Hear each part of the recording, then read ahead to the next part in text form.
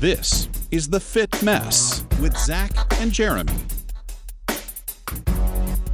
If you want to know how to be a happier person, why not start your studies at the happiest place on earth? Or at least talk to someone who spent a couple of decades working there. That's what we did this week, and we're joined by Louie Gravance, author of Service is a Superpower, Lessons Learned in a Magic Kingdom. This was a no-brainer interview for us. Zach and I think Zach even more so, we're just huge fans of Disney.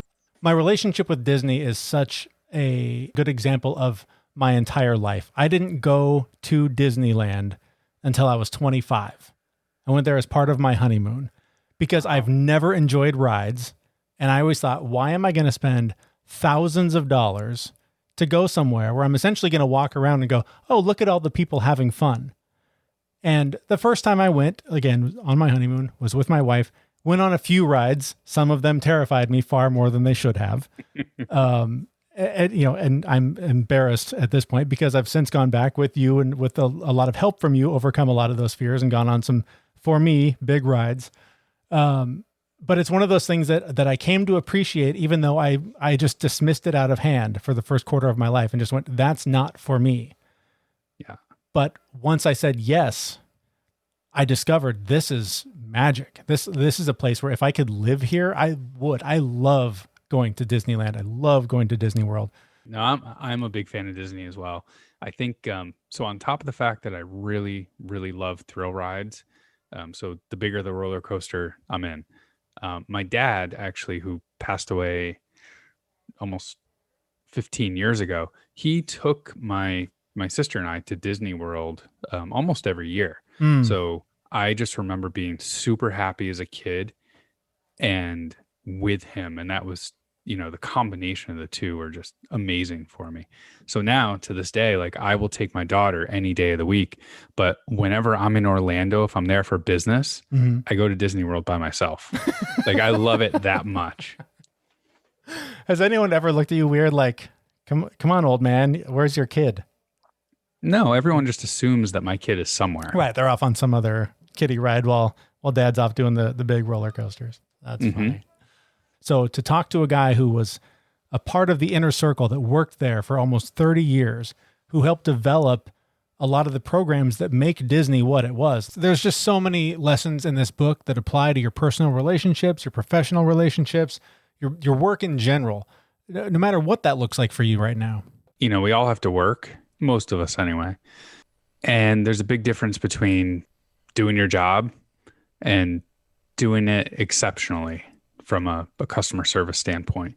And it doesn't matter what kind of job you have, you're dealing with people in a way that you can implement customer service, whether it's, coworkers, bosses, vendors, not necessarily the end customer, but you're going to have interactions that if you have really good customer service, in the long run, you're just going to have a better time at your job. You're going to be happier. The thing that's so interesting to me about this is that whether it's work or home or whatever, like maybe it's the isolation talking here, but I feel like when I went to work, I played a character that I don't have to play anymore because I don't interact in the same way. I'm not physically in the same room with my colleagues who are essentially my customers, right? Like I have to tell them what to do. There are expectations that I have and there are things that they need to do to get it done. And I have to manage my interaction with them to get what I want. So in some ways I have to play a character. The person who's there is not the same person I am at home.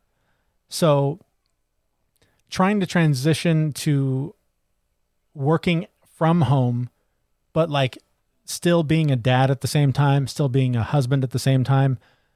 I'm now trying to please all kinds of customers, many online, some at home. And I have to do it as sort of the most authentic version of myself as possible because I don't have a commute to hide behind. When I'm at work, I'm still at home. So I still have to just be me. I don't have to go and be this professional guy and put on the nicer clothes. Like I've been wearing the same gym shorts for 6 months, man. Like there's no character to play anymore. And so that's been kind of confusing to me. And so I think this conversation that we have with Louie on this episode is so timely because so many people are trying to figure out how to please all of these different kinds of customers all at the same time. Does that make any sense? No, it makes a lot of sense. Now, how do you provide excellent customer service across the board when all of your worlds just collided? Yeah. One of the lessons that you'll hear when we get into this interview is almost like this Buddhist approach that Louie takes to customer service, and it's that focus on now, that focus on what is directly in front of my face, what can I deal with right now, and we live in a time that it's more jarring than ever to do that, because I can literally be in the middle of a really high pressure job thing, and then my kid walks into the room and goes, "Look at this ring, isn't it pretty?" And like all of a sudden, that's the thing in front of my face. She's the customer that I have to serve right now. And I have to do a strong mental shift to go from meet this crucial deadline to not make my daughter cry and get back to that deadline on time. But all you can do is literally be in that exact second, in that moment, and address what you need to address there. Are you saying that your 5-year-old does not understand prioritization? Evidently not. Although her skills with the iPad as a kindergartner are very impressive. Oh boy, watching my daughter with her phone has been a little bit scary. Yeah, and how quickly they've adapted to them. yeah, But I hear you. I try really hard to keep my work life and my personal life separated at home. So I have a dedicated room just for working. And my daughter comes in occasionally and she gets on camera. People at work have seen her. yeah. And, but I've seen everyone else's kids, and Right. it's no different. So it is interesting because the whatever character I am playing for work at that moment breaks Yeah. for just a second and throws me off my game occasionally. And I think we're learning a lot about those characters that we play. Like it's just weird that I haven't had to really be that guy. And occasionally I do, right? We'll have a call with the boss where we got to check in and plan something or whatever. And all of a sudden I realize like, oh, I'm probably being a little too casual. Like I'm a pretty casual guy anyway. So I mean, it's not a real thick mask that I put on when I go to work, but it's enough of one where I realize like, oh, that was probably a little bit too much of a smart ass remark to make to my boss over the phone who I haven't seen in 7 months. Right. Well, there's another Disney guy, Lee Cockrell, who in one of his books, I don't remember which one off the top of my head, but he says you should be the same person you are with your boss as you are with your peers, as you are with the people that you manage. If you have to change and be a different person around your boss, something's wrong. I think for me, the difference is largely who I am with my family versus who I am with my colleagues, because Agreed. with family, you take them for granted. There's nothing you can pretend all day long that that's not a thing, but that's a thing. They're going to be there when you get home. No, I think the part that I play at work is really just controlling my natural ability to drop F-bombs and tell jokes. It's just you have to be a little bit more professional there, and I'm not when I'm off the clock. Right. So right. I have to play someone different a little bit. Yeah. But you got to be show ready, right? I mean, that's the thing. That's what we're going to hear from Louie Gravance. He's the author of Service is a Superpower. We had a chance to talk to him a couple of weeks ago, and we were able to talk about how the magic of Disney customer service really relates to your life now in whatever version of normal this is. I'm curious, in the modern world that we've been living in now the last 6 months, so many different customers to keep happy. We're keeping our kids online and doing tech support for our kids, and then we're doing our day jobs, and then if we have a side hustle, we're trying to do that. How do you keep it all straight? What do you look for in each customer, in this case, each person you're trying to keep happy? What do you do to make sure that everyone's needs are being met without just completely draining yourself? The first thing you do is you get your personal service theme down. When somebody starts at a Walt Disney theme park, and I know because I was that dude who you met on your for years. I was that guy you met on your first day. I was that bazooka pixie dust. That it was my job to convince you to engage your heart. And we had 4 words that we needed you to remember: safety, courtesy, show, and efficiency. In that order. We isolated and identified those 4 words. And I, like in the book, I have a little workbook within it where I encourage people to think, we've been self-employed a lot longer than we thought.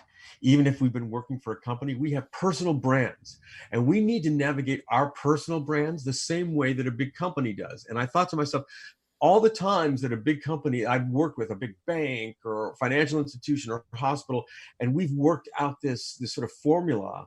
And I thought, shouldn't people have this? Like, is it really any different if you're starting a small business, or if you're even independent? And shouldn't you be able to work out your same service theme? So I isolate and identify a way that you pick your 4 words. What's your safety, courtesy, show, and efficiency? And then from that launching pad, figure out what the most common emotional impact your job, product, or service provides. Like at Disney, it's happiness. At Bank of America, it's security. That's the final emotional impact. I would look at that. I would look at the 4 words you've selected that are going to support that, and then I'd get your head together in a couple of ways. One, you can't think of yourself as somebody that needs a job. No small business person is sitting around going, you know what, I'd love to hire more people. But what they are saying is, I've got a problem that needs to be solved. So you need to think about that right away. What problem are you solving for somebody? Mm-hmm. And there's so much here. You've really opened up a can of worms. The whole thing about, you know what? A lot of us are working from home now. And it's so funny that everybody's like, well, we're just going to work from home. There is an art to working from home, and that I think we've been real casual about. And one of the things, and I had to try 3 times, I would get reabsorbed back into corporate America because I'd be rudderless. You know what? We talk at Disney about being show ready, and it's really important when you get up and you work from home that you're show ready. And that means that if you're going to work professionally from home, you dress professionally from home, and that is a drag. Mm-hmm. But you know what? As you just said, you got kids around. When you dress professionally from home, it doesn't just send a message to you. It sends a message to the kids, to the wife, husband, spouse, that we're not in perpetual weekend. We are not, it's what we call being show ready. And I think right now, as we think of ourselves as either looking for new gigs or finding new ways to engage our talents, we want to be show ready all the time. I know that sounds corny. I know that sounds really, really corny. But we need to get up and be show ready, if not just for us, but to let everybody know we're not in perpetual weekend. As I was reading your book last night, I went through that part as I was just finishing up work in gym shorts and a t-shirt. Yeah. That part of it really hit me last night, that, and I had a work meeting today that I actually had to dress up for at home. So, your book came at a really good time for me to step it up a notch for my work meeting today. People are having to reinvent themselves now. Like, a lot of people I know are, what they have been doing for years and years and years isn't applicable anymore, and we have to reinvent ourselves and do something different. How can the strategies in your book be used by those people who have to reinvent themselves? Well, the first thing I would say about this reinventing yourself, that if you really figure out and come to grips and land with what the emotional impact is of what you're selling, that hasn't changed. You really want to play to your values and not your fears, because, for example, I'm in the speaking business, and people are really swooping down on speakers saying that if you don't invest thousands and thousands of dollars in just the right home studio equipment, you're not going to be relevant. And what I want people to know is that your service is always going to be relevant. That's not going to change. It might not be practical for a little while, but the emotional impact of what you sell is still going to always be relevant. And 2 real quick things, I would really realize that service is an investment and not something that you give away that doesn't come back to you. And this is something I really hit hard in the book. That's the whole theme, is that every time you delight a customer a colleague. Every time you exceed somebody's expectations, it is a self-investment. And excellence will always seek and find other excellence. As I point out in the book, I was a child actor until I was too hairy to be one. and then worked in a restaurant, which usually you work in a restaurant and then you get on TV. But my life plan was to be on TV and then lose everything and realize what a punk I was. Just a self-entitled punk I was. And so I find myself working in a restaurant and I have no skills. I have no waiting skills. So I thought, oh, no. I better act like I know what I'm doing. What am I going to do? I know. I'll act like I worked at Disneyland. I will act, and then I'll be so gracious that people will not notice how bad my actual waiting skills are. And it worked because the intention was there. And that's the other thing, is that the first skill of the service superhero is intention. And your intention is going to be as relevant today as it was yesterday, as it was pre-COVID, as it was post-COVID. That's the thing we have to realize, is that our service is always going to be relevant. And if you feel lost, think of the people who you've delighted in the past, in the jobs you've had in the past. Think of those people. Think of those incidents. And I would find a way to reconnect with that energy, those people. And they might at least steer you in the right direction. They know you for other excellence. Remember, I said excellence will seek and find other excellence. That's how I got plucked from working in a restaurant to then work at Disneyland. So, which started my Disney career and got me back into show business. So, there's a lot there. Yeah. I'm curious. You mentioned a couple of things that set off my and I mean this in a positive way, my woo-woo brain.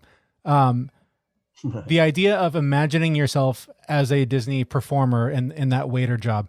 How much, and maybe it's the same answer you just gave us, but how much do you believe in manifesting your own destiny and believing, like, if I just believe that I'm going to do this, it's going to happen either through my hard work or destiny or whatever? Okay, well, here's the thing, and no one else has asked me that question, but my business is a strange, covert, metaphysical mission. So, I used to teach something called A Course in Miracles, and I know people make fun of it, via, other spokespeople of it, but I wanted to bring metaphysics and metaphysical principles to industry. And that's why the first program I ever wrote for Bank of America was called the Bank of America Spirit. And so, yes, I want people to invest, to know that there is great power in service and that it will always come back to you, whether you can see it in our present time frame or not. There's a lot of things happening at the same time. So, yeah, I thought, how do I bring the Disney thing and the Course in Miracles thing? How do I marry this together? How do I marry those messages together? Hence, service is a superpower, lessons learned in a Magic Kingdom. So you were talking about excellence, finding excellence. And I'm just curious, with millions of people sort of waiting for that next job, waiting to get hired, waiting for some sense of whatever the next normal is going to be to happen, how do you make your excellence stand out when you're on the beach waiting for someone to respond to your resume, or waiting for the job market really to even open back up to create those opportunities? First of all, the whole waiting for something to happen, I would start right there from that consciousness, because even any step forward is a step forward, and just the act of waiting for something to happen is almost a declaration that it hasn't. So yeah, it's very important, it's sort of like I think there's a song in one of the Nemo films about just keep swimming, just keep swimming. Even if it's getting your files together, even if it's doing sit-ups, if any forward motion at all will lead to another forward motion and will get you out of that mindset of I'm waiting for something good to happen, and until then I'm in a state of suspended animation. We used to have a thing at Disney called, they're big with acronyms there, and it was called WIN, W-I-N, WIN, WIN. And what it meant is, what's important now?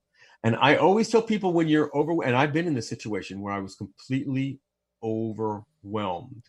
What I say is, do whatever is physically right in front of you, literally right in front of you. What is closest to you physically? Yeah. Do that. Whatever needs to be done that is within the closest proximity to your body, start there. I'm smiling because I've on this show we talk a lot about our feelings and things that we've dealt with, and for me, I've battled depression my entire life, and it's just funny that this is a Disney like full circle situation. But Frozen 2, when Anna is in the cave and she starts singing about doing the next right thing. Since I saw that movie, there's so many times when I'm down and there's just so much darkness, and that phrase pops into my head: just do the next right thing. You know, as someone else who lives with clinical depression, and I try to explain to people what it feels like. I say that it feels like you're walking through water and your skin hurts like you have the flu. Yeah. That's what it's like. And so, and to your point, and what you have to do is what you don't want to do, which is to keep moving forward. It's so hard. And faster. It's, you make a comment in the book saying, you need to think into a new way of acting, or just act into a new way of thinking. And that whole conversation just reminded me of that line. But I was hoping you could talk just a little bit more about what you meant by that. Well, as I can tell, that just as you and Jeremy, you and Jeremy demonstrate sort of how different right brain and left brain thinking, just quite obviously, people can come at change differently. For some people, they have the ability to think themselves into a new way of acting.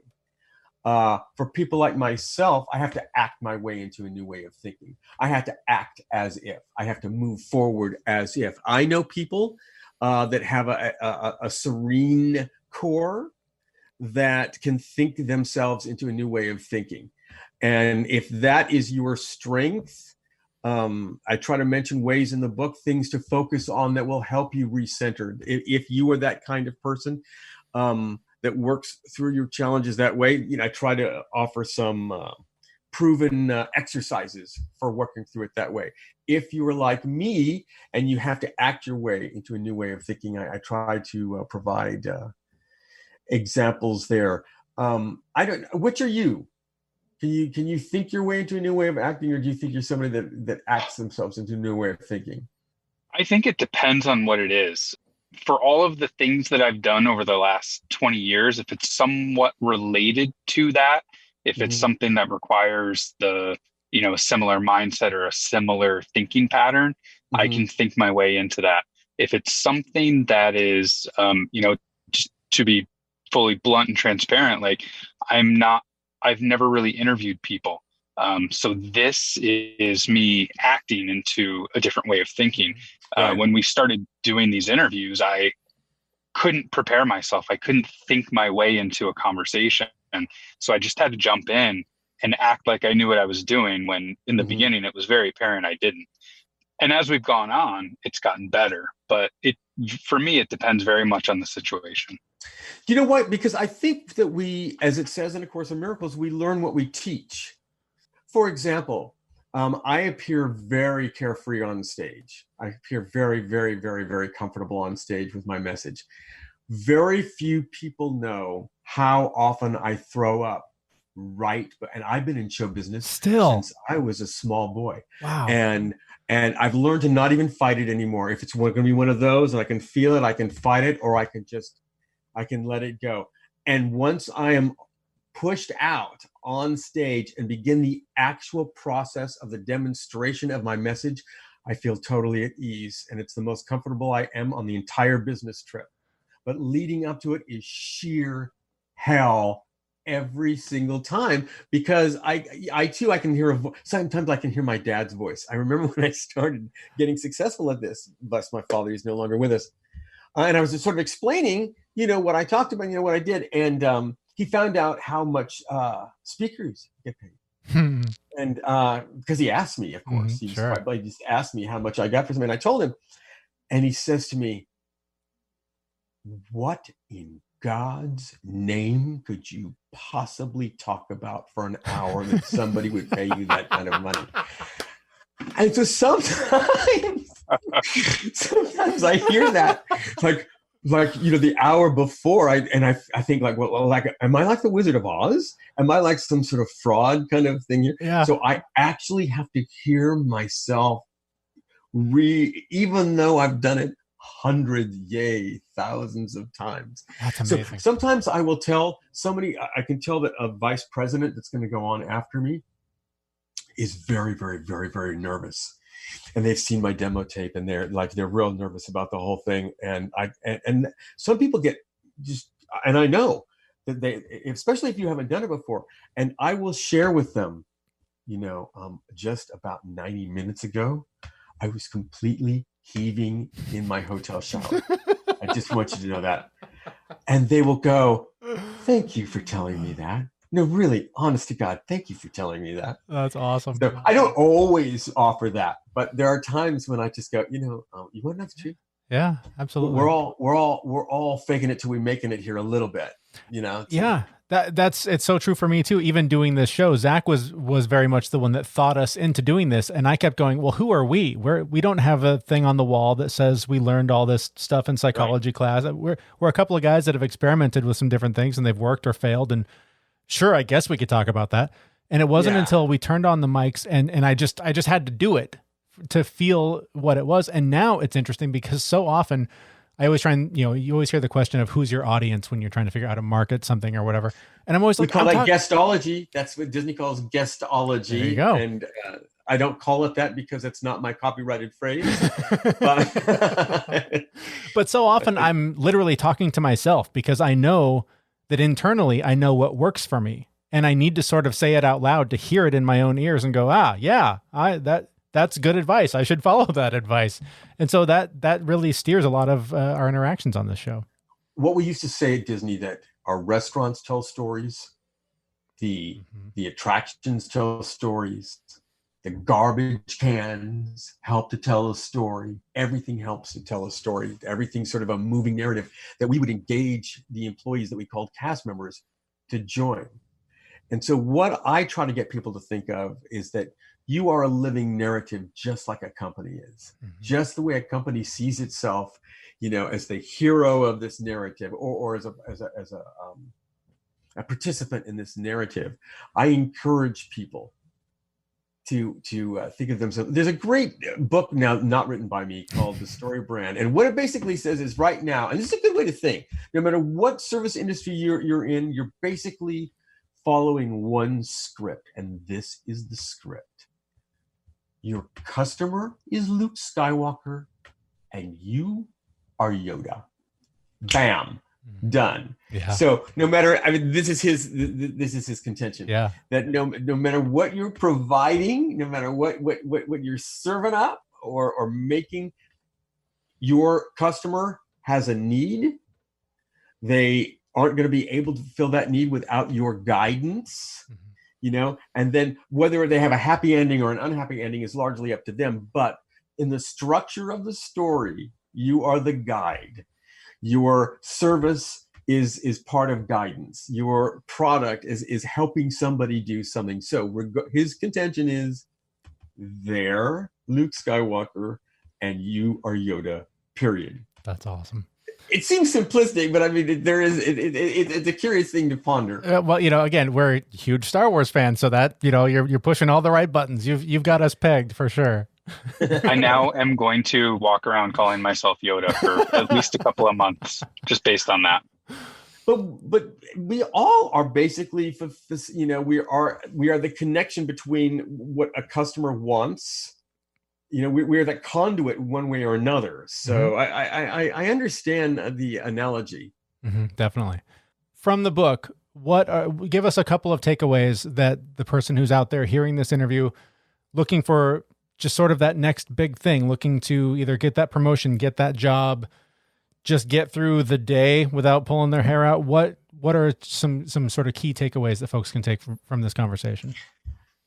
All that is given is ultimately given to ourselves. All that is given is ultimately given to ourselves. And I think of an animated movie.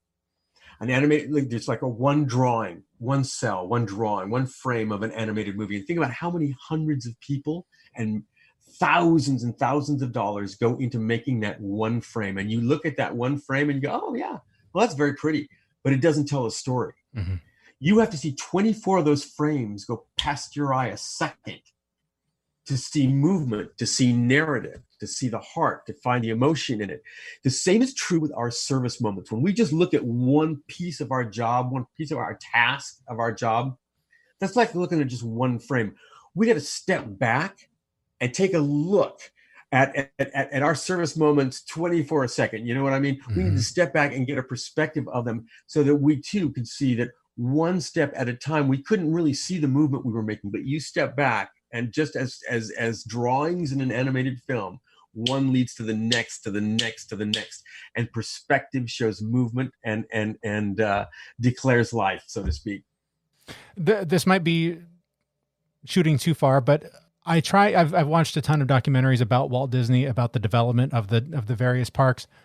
It always seemed like, you know, if he had an unlimited lifespan, the goal was to spread Disney across the globe, that life, that utopia, that there's nothing to worry about. Everything is safe. Everyone is there to take care of each other.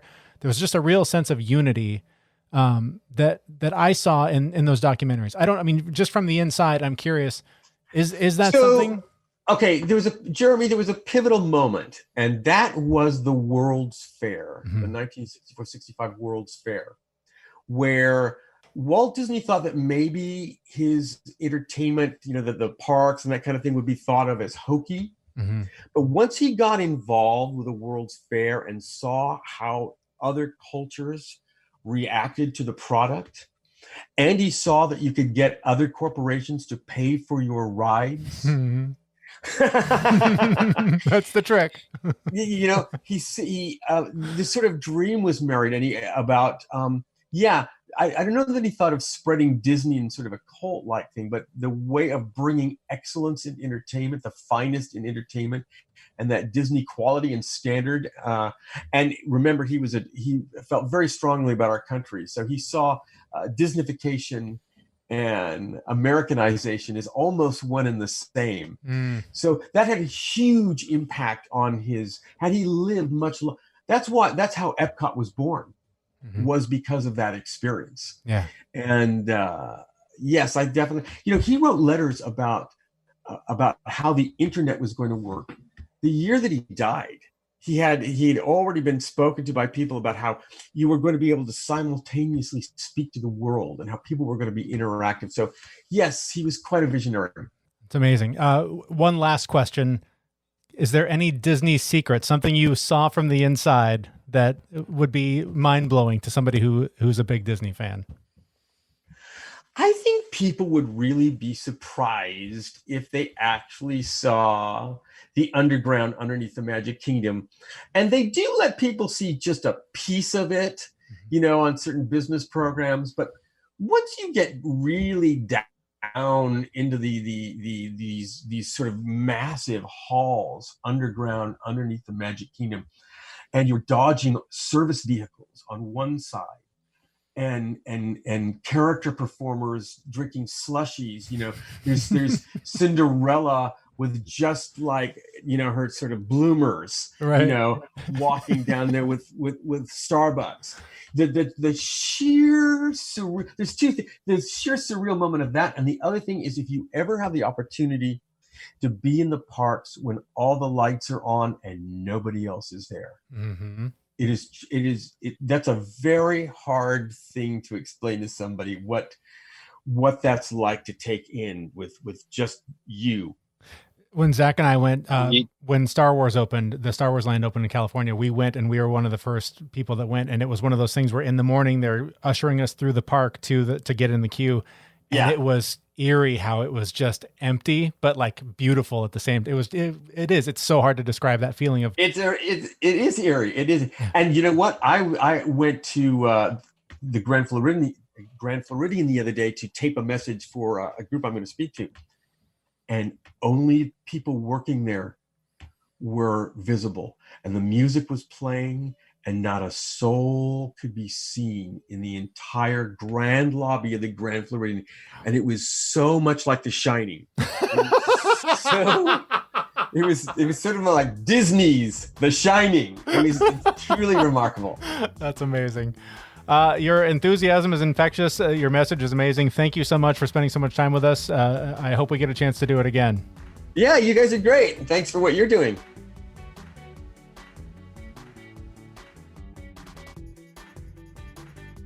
It's so funny that he said, seeing the park empty. When we went to see Galaxy's Edge, we had a reservation to go in at 8:00 in the morning. Yeah. Or something like that. And what that meant is we had to get in line I think we got in line at 7. That sounds right. Yeah. Yeah. Before the park opened. So we got to the gate and we were able to walk all the way through Main Street and over to the spot where Galaxy's Edge was, but there was nobody in the park. It was just empty. It was really eerie, but it was super beautiful. It was. I've got a little bit of video that I shot on that trip. I'll post that on this episode on the webpage, just so people can kind of get a glimpse of what it looks like when it's empty first thing in the morning. It is bizarre. And then it's just kind of fun to be there as it fills up and you get to sort of see the park come to life in the morning. It's really cool. Again, that was Louie Gravance. The book is Service is a Superpower. Terrific book. It is, if you are a Disney fan at all, his stories about just what he did there and being a part of the culture, really fun. And then the second half of the book is really more of a workbook to sort of work through how to implement a lot of what he talks about in the book and in all the various speaking engagements that he participates in around the country. So I really love this book, and I've read it a couple of times now since we talked to him. I just really love customer service. I don't know why. Like everything I do, it makes me happy to make other people happy and gives me a lot of joy there. But I was fortunate enough to be able to do some Disney training for leadership and customer service about 7 years ago. And it literally changed my professional life. Like I went back to work and managed things that I would have never thought about managing. Like having a group of people at work, when they got like a ticket to go do something, I would make them call people. Mm-hmm. Usually they would send an email and be like, hey, we'll take care of it this time. I made them pick up the phone because it was a touch point with the customer and it made the customer feel special. Right. And once they started doing that, just picking up the phone and telling them something like, hey, we can fix it right now, or hey, we got your problem and we're a little busy. Is this an emergency? Otherwise we can take care of it, down the road. The scores that we had on whenever a case was closed or something like that, there was the ability to leave some feedback, but the scores went up dramatically just because of that, managing that touch point that you wouldn't have done. And most companies don't do that, but like little things like that just made things so much better at work. It was an amazing experience to just think about all these little things where you can manage that touch point with the customer and make customer service the front line of what you're doing. Even though like what I was doing didn't have a ton of customer service involved, I was able to roll it in. So this book just puts that into even better perspective and actually, extend it into your personal life, because it's all about service everywhere. Or that's an important point to make too about just our relationships that we're managing. I literally, before we started recording this episode, I was on the phone with a friend of mine that I haven't talked to in months, and other friends alerted me that he might be struggling. And so I reached out, and he needed somebody to talk to. And we talked for like 45 minutes, and to the point where I was like, we need to continue this conversation, but I need to do this other thing. But I could hear the gratitude in his voice where he was just like, God, just to have a human being to share this with just alleviated. I mean, when he first answered the phone, I thought, God, he's not good. This is a hard time he's going through. And by the end of it, I just heard a little more, just some of that stress had lifted. You could hear it. And so think about that as you're stuck in your house for the 7th day in a row or whatever it's been since you left to go to the grocery store, and just think everybody else is struggling like this too. And if you can, call. If you can't, at least a text, like something, like you said, manage those touch points, because your relationships are also customer service. And I think that a lot of these principles apply to personal relationships, maybe more so than business relationships. Yeah, but think about that. You called. Had you sent a text, you wouldn't have gotten anywhere near the response that you got, right? Yeah, totally. Texts are good, but I tell people this all the time. I've seen people go back and forth in email, and a lot of context is lost in email. Just pick up the phone and call someone. Mm-hmm. I've seen, 3-day long email conversations get resolved in 5 minutes. Yep. Pick up the phone. Because, and this is important too. I feel like this is something that we're quickly losing the skill of doing, especially because we're all so disconnected. But like shutting up and listening is so crucial, because we all do this. We all do this thing where we have these points we want to make. There's these things we want to say. And no matter what is happening in the conversation, we've got this list of, I've got to hit all these points. But most of the time, most of them don't matter, because especially if you're trying to appease a customer or whatever the situation is, you need to hear what they're feeling. You need to hear what they're going through and respond to what they're actually going through, instead of what you think they're going through and what you think are the right words to fix the problem. And that's a skill that we're losing because we're relying so much on email and text and all of that. Right. People need to be doing active listening. Don't be planning what you're going to say before the person's done talking. Yeah. And I was going to say, don't be planning what you're going to say before the person's done talking. Oh, wait, I'm sorry. You just said that. I should have been listening. What a fool. I wasn't paying attention. I'm sorry. What'd you say? All right. Well, speaking of fantastic customer service, some of the best customer service you can get in the non-alcoholic beer world comes from the Athletic Brewing Company. We are so proud to have them be associated with our show, to be sponsoring our show. Zach, I saw you post the picture the other day of the latest shipment that you received, and man, I'm jealous. Mine hasn't gotten here yet. I do have. Actually, I'm going to get one out right now. Yep, there it is. I love this one. I was talking about this on the last show. The All Out non-alcoholic extra dark beer. It is delicious. Yeah, that's how I like to end a show. I agree. I did get some beer today. The worst part about it was that it wasn't cold when it showed up, and I had to put it in the fridge and wait. Oh, that's the worst. That's the worst. I literally pulled it out of the box and was like, could I drink one of these warm? I would really like to. This one, I think you could even put this one on ice and you'd be all right. It's so good. It's got that chocolatey kind of dark, just yumminess. Yeah, they are delicious. All right. I did have an IPA today though. Good after it chilled. Good for you. It was delicious. All right. So more information about them on our website. While you're on our website, go ahead and sign up for our newsletter. We like to use the list of emails that we collect to give away prizes, like the various books from the authors we talk to, and some Amazon gift cards. A lot of that's going to be coming up in the next few weeks. So please go to our website and sign up for that. And when you're done signing up for the newsletter, make sure you subscribe to the show to get it on whatever podcast player you use to listen to your podcast. Our next episode I'm really excited about. We're going to be talking to Andre Solo. He is with the Highly Sensitive Refuge. Zach and I have talked in the past about being highly sensitive people, raising highly sensitive children. Just a fantastic conversation about what it's like to live in these bodies that are highly sensitive, and how we move through the world and how we raise children and help them navigate living this way with the knowledge that we have only recently acquired, which we wish we had when we were our kids' age. So fantastic conversation. I can't wait to share that with you. That'll be available Wednesday at our website, and that is thefitmess.com. Thanks so much for listening. Thanks so much for subscribing. We will see you next week at thefitmess.com. See you, everyone. We know this podcast is amazing and does not seem to lack anything, but we do need a legal disclaimer. Jeremy and Zach are not doctors. They do not play them on the internet, and even if they did play them on the internet, they would be really bad at it. Please consult your physician prior to implementing any changes that you heard on this podcast. The listener assumes that Jeremy and Zach do not know what they are talking about, and that you will do your own research on the topics talked about on this podcast.